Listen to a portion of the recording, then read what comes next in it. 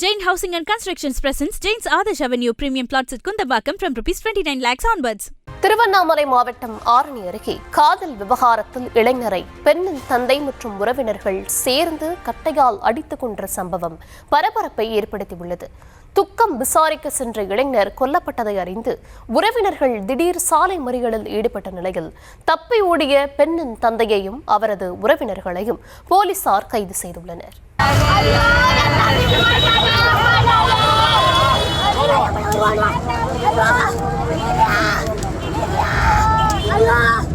துக்கம் விசாரிக்க சென்ற இளைஞர் கொலை செய்யப்பட்டதை அறிந்து அவரது சகோதரிகள் மற்றும் உறவினர்கள் தலையிலும் மார்பிலும் அடித்து அழுது புலம்பியதும் கொலையாளியை கைது செய்ய கோரி சாலையில் படுத்து உருண்டு மறியலிலும் ஈடுபட்ட காட்சிகள்தான் இவை.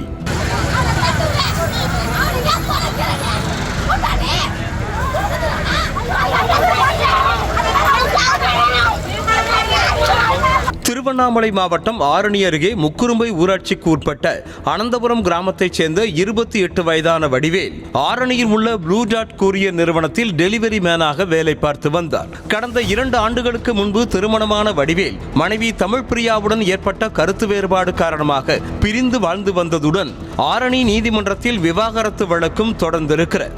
இந்த நிலையில் முக்குரும்பை கிராமத்தைச் சேர்ந்த சிறுமியோடு வடிவேலுவுக்கு காதல் மலர்ந்ததாகவும் அந்த இருவரும் காதலித்து வந்ததாகவும் கூறப்படுகிறது. இவர்களது காதல் விவகாரம் பெண்ணின் தந்தைக்கு தெரியவர வடிவேலுவையும் தமது மகளையும் கண்டித்திருக்கிறார் பெண்ணின் தந்தையான சங்கர். மேலும் வடிவேலுவை கடந்த சில நாட்களுக்கு முன்பாக சிறுமியின் உறவினர்கள் தாக்க முயன்றதாகவும் அதில் அவர் தப்பி சென்றதாகவும் கூறப்படுகிறது. இந்த நிலையில் முக்குரும்பை கிராமத்தில் இறந்தவரின் வீட்டுக்கு துக்கம் விசாரிக்க வந்த வடிவேலுவை சிறுமியின் தந்தையான சங்கரும் அவரது மைத்துனருமான சிவஞானம் என்பவரும் சேர்ந்து கட்டை மற்றும் கல்லால் கடுமையாக தாக்கியுள்ளனர். இதில் நிலை குலைந்த வடிவேல் இரத்த வெள்ளத்தில் மயக்கமடைந்தார். இதனையடுத்து சங்கரும் அவரது மைத்துனரும் அந்த இடத்தில் இருந்து தப்பி ஓடிவிட்டனர். தகவல் அறிந்து வந்த வடிவேலுவின் உறவினர்கள் வடிவேலுவை மீட்டு கடம்பூர் அரசு ஆரம்ப சுகாதார நிலையத்தில் சிகிச்சைக்காக அனுமதித்தனர். ஆனால் வரும் வழியிலேயே வடிவேல் இறந்துவிட்டதாக மருத்துவர்கள் தெரிவித்துள்ளனர். ஆவேசமடைந்த வடிவேலுவின் உறவினர்கள் மற்றும் நண்பர்கள் திருவண்ணாமலை ஆரணி நெடுஞ்சாலை கடம்பூர் கூட்ரோட்டில் தரையில் உருண்டு புரண்டு கதறி அழுததோடு சாலை மறியலிலும் ஈடுபட்டனர்.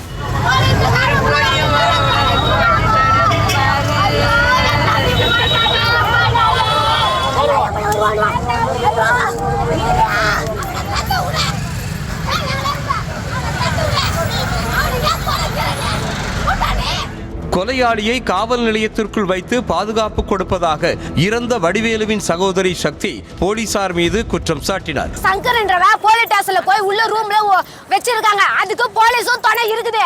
அவனை ரூமுக்குள்ள பூட்டி வச்சுக்கின்னு எங்களை வெளியே எங்களை பார்க்க பேச கூட விட மாட்டேங்கிறாங்க. என்ன நியாயம்? என் தம்பி உயிருக்கு என்ன பதில் எங்களுக்கு? முன்விரோதம் காரணமாக ஏற்கனவே வடிவேலுவை சங்கர் கொலை செய்ய முயன்றதாக குற்றம் சாட்டிய அவரது நண்பர்கள் குடும்பத்திற்கு ஒரே பையன் வடிவேல் என்று கூறினர்.